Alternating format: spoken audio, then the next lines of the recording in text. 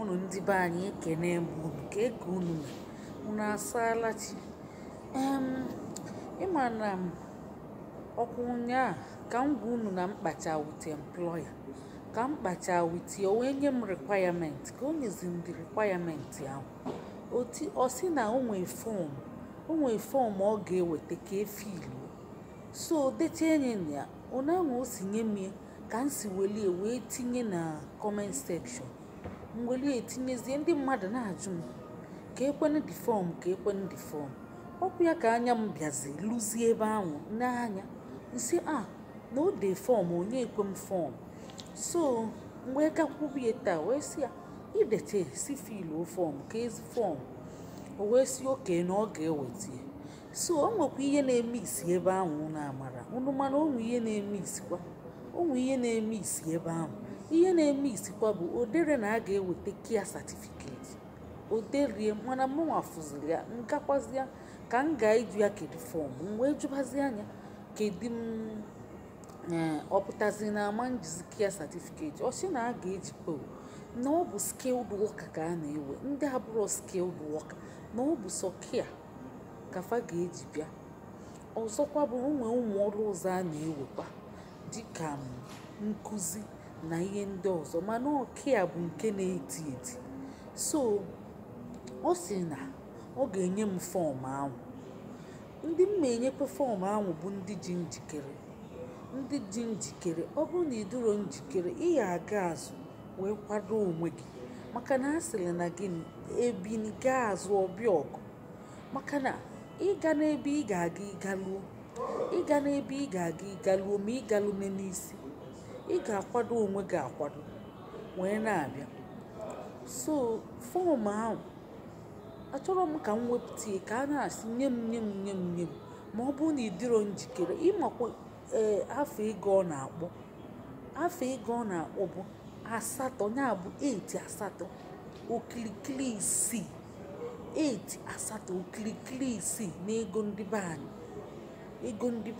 ka ọ na-akpọ afa na ị ga-agụ chanchancha mmiri n'aka o wee wepụtali gị ihe niile njụ onye ajụrụ ya si onye wetacha ihe niile ebido kedu taịm ọ na-eteki bifo emechacha ihe niile ọ si n'ọwa mmụntụ mana ebe ọrụ dị bụ jee wetacha ihe asị gị weta ego onye gị ihe ọ si na prosesi ebu 1 month ọ bụ ihe okwu so wee si akia certificate ịma na m gwara ya si ya o nwere ndị amara anya online nya ije mee ihe online so ọ si na ọ ga-eme organize kia certificate so wee jụọ onye si anyị na-eme organize onye ahụ ga-anọbi ide enye nye ọ si mba na ọ ga-involve ndị ọzọ kọmpani ọzọ na-enye kia certificate mana o dele ego one kia certificate ahụ bụ ọ si na ego one kia certificate ahụ bụ ọkwa 100 puku naira abụọ 25 puku naira abụọ 25 ya bụ abụọ ise ọ bụ ihe o si na ọ ga-eli na kia certificate ya ma ọ bụrụ na ị nwetere nke online dịkwa cheaper ọkwa ịma na ije na online menye ego na ọ ga-eli gị bụ kpata o nwere ike ilizuga ebe m ka m wezie nye 30,000 naira mana nke o si na ọ ga-edekwenye mmadụ ka ị nwee kia certificate o rukwe 220,000 naira ka m si fụkwa ihe o dere ebe ahụ 200 ọ ga-erukwe 230,000 naira ya bụ kia certificate ọ si na ọ ga-eme organize ka ewepụta ka ndị chọrọ ya ka fabia nsị a ndị chọrọ ya fa ga-adị involve ọ si yes na fa ga-adị involve ịma involve a na-ekwu bụ ana m eche na ịnọlube gị jos ikwugo ụgwọ ode enyenye gị mana ọ na-adị m ka unu ga-adị involve like ịbata na Zoom ka akụzielu unu, maọbụ ịbata na Team maọbụ soshal midia a na-afụ anya emenye organize akụzielu ndị amalụ so that ịbịa ka ịmala ọlụ. And o si reference dị mkpa iji gosi na inwe experience n'ọlụ ahụ. So reference ị ga-edete reference na abụ odili na ị ga-edete reference abụọ. Reference bụ gịnị? Reference bụ ya bụ experience bụ ebe ịlụchaga ọrụ ndị ahụ. Ya bụ ọ eme njụanya inwe ike idete na kọmpani ọbụla ịlụrụ ọrụ ka ọ bụ na kia kọmpani, maka ndị be anyị adịghị enwe kia kọmpani. So o nwere ike ịbụ nya ebe ọbụla ịlụrụ ọrụ. Ọ nke ahụ ka mma tupu ikpeazụ, maka ọ sị na ị ga-edete experience gị, ị ga-edete n'ilugo ọrụ reference na-aba, and ọ na-adịba mandatory na UK. Ịchọọ ibido ọrụ ị ga-edete reference abụọ.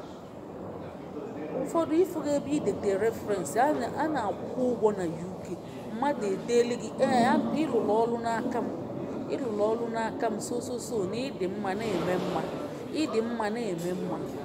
So o nwere ndị na-edeli mmadụ mana ọ bụrụ ofeke na-edi, ọ bụ kọmpani ama afịa na-edenya bụ ihe. So ọtụtụ ndị be anyị nwere kọmpani fajikwe reference eliju afọ. Onye gbapụta n'ọrụ chọọ ịba ọrụ ọzọ aya asị gị dete reference. Ọ bụrụ na idetere enwee nye na ị nwere experience, so a na-ejelide edete onye edetere ọ dị n'iwu eji ewe ọrụ. So ị ga-edete reference abụọ ebe ịlụbugo ọrụ. So ị nwere ike idete na school, I think na ị ga-edete nwa ebe niile, maka ama m mgbe anyị bịara ọfụ na UK asị m jee edetebe reference ka e wee m n'ọrụ. Alụnugo m ọrụ na UK njiga abịa detebe reference, alụnokwe m ọrụ, mana aba m n'ofu ebe nyefe ego fede enye asịkwa na ọ na-adịtụ. So o nwekwere onye trenụrụ anyị, so ọ sịkwa ịchọ onye gị reference mana ị ga-akwụ ụgwọ. Akwụkwa m ụgwọ wee bido ya bụ ọrụ as reference. Yes, ị ga-eweta reference, ị ga-ewetele gị. Ọ bụrụ na ị wetere efe na-ajụ. So o kwuru reference. So ka unu na-agbanye na mbọ ihe ndị unu ga-emecha eme, maka na a sị na atapịala mmadụ ihe ọmatị ya ọma mgbagwojuzi anya, ọma mgbagwojuzi onye ahụ anya. Mana ọ bụrụ na atapịara gị ihe ọ ga na-agbagwoju gị ezigbote anya, chekwelu m. Oke, abịago m ọzọ. Ihe na-enu bụ na edetecha kia reference ya ebe ịlụrụ ọrụ bụ ọ bụkwa ya sikwa na ọ ga-enye ndị student visa, ya bụ ndị ji visa bịa ịlụ ọrụ ịgụ akwụkwọ. Ndị ji visa bịa ịgụ akwụkwọ ọ ga-convert to gịnị work visa. Ọ bụ ya nwakwa. So atụnyego m unu azụ esi m olu ka ọ dị na mgbe ọzọ ka emesịa.